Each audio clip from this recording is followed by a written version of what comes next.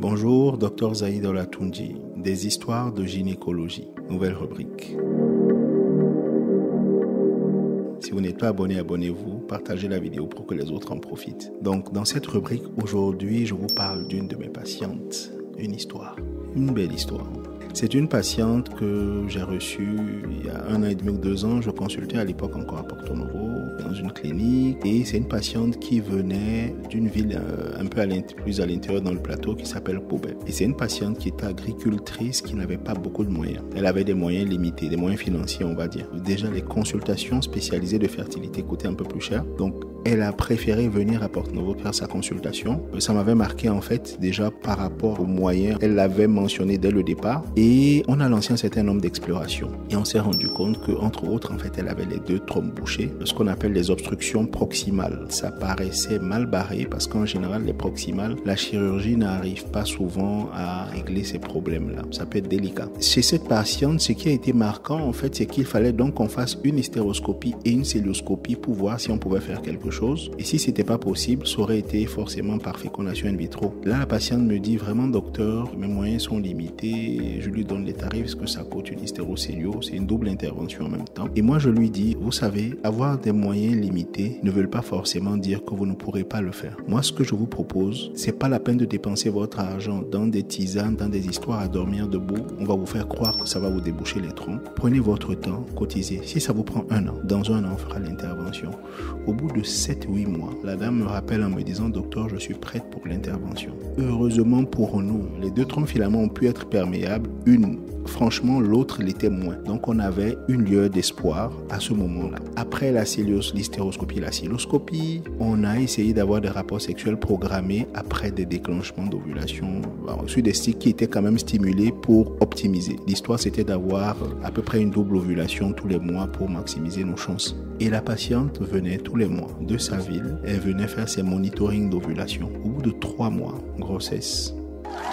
Mais la petite histoire, on va pas me tirer dessus. La petite histoire, c'est qu'on a eu une grossesse, on était tout content, elle était contente. Au bout de, je pense, 1 mois et demi, 2 mois, j'ai un collègue qui habite dans la ville qui me dit « Ah, j'ai reçu une de tes patientes qui a très mal, on pense qu'elle fait une appendicite. » Moi, j'avais fait une première écho pour confirmer la grossesse qui était bien intra-utérine. Donc, elle avait très mal au ventre et il fallait qu'il l'opère finalement parce que c'était urgent. J'ai dit « Prenez-la en charge là-bas. Vu l'urgence, vous pouvez pas la déplacer jusqu'à Porto Novo. » Ils ont opéré à la grande surprise. Il y avait une grossesse hétérotopique. Une grossesse hétérotopique, c'est une grossesse gémellaire. Vous avez un œuf dans la cavité utérine et l'autre œuf dans la trompe. Donc il y avait une grossesse extra-utérine associée à une grossesse bien placée. On me dit, mais comment tu as fait pour ne pas voir ça? Les grossesses extra-utérines peuvent être difficiles à voir très tôt, surtout quand on est content et qu'on en a déjà une qui est à l'intérieur de l'utérus après un parcours de 2-3 ans sans bébé. Heureusement pour nous, elle a pu être opérée. La grossesse extra-utérine, la trompe a été enlevée, une trompe, mais la deuxième grossesse à l'intérieur de la cavité utérine a pu tenir.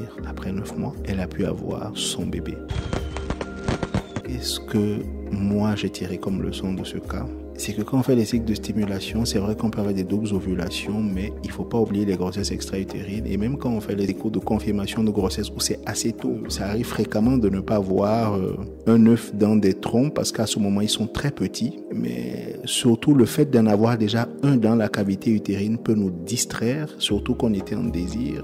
Donc, c'est des choses extrêmement rares, mais qui peuvent arriver. Donc, c'est ce que moi, j'ai gardé comme leçon. Et la deuxième leçon que je partage avec vous, c'est que je me suis rendu compte que avoir des moyens financiers limités n'est pas toujours, dans tous les cas, un frein à des soins de santé de qualité. En fait, cette femme, elle était focus sur le résultat, elle n'était pas focus sur ça coûte cher, ça coûte cher, ça coûte cher. C'était pas ça, en fait. C'est quelqu'un qui casquait, donc qui sentait ce qu'elle dépensait. Mais en fait, elle a compris le message. Le message, c'était quand on n'est pas prêt, on prend le temps, on peut cotiser et faire bien, mais au moins qu'on puisse donner un résultat concret. Donc, elle était focus sur le résultat. Alors qu'elle aurait pu faire inverse en disant ok, vu que je ne peux pas, je vais prendre des tisanes, je vais voir celui-là, je vais prendre des pilules magiques comme celles qu'on vend partout sur internet là et continuer à passer des années et peut-être après, voilà, ça coûterait dans tous les cas beaucoup plus cher de tergiverser et de tourner en rond. Donc la leçon, ou ce que moi j'aimerais partager, peut-être qu'il y a autre chose, dites-moi en commentaire si vous tirez d'autres leçons de cette petite histoire. avoir des moyens limités n'est pas toujours un frein aux soins de santé de qualité. Finalement, en fait, le moins cher peut finir par coûter beaucoup plus cher, surtout en l'absence de résultats parce qu'on tergiverse beaucoup. L'idéal, même quand on a des moyens limités, c'est de se dire, je prends le temps, je ferai l'examen qu'il faut, je ferai l'intervention qu'il faut, dans les bonnes conditions, mais pour pouvoir avoir un résultat concret et avancer dans mon parcours de fertilité. C'était des histoires de gynécologie. Merci si ça vous a plu, partagez et abonnez-vous si ce n'est pas encore le cas. À bientôt.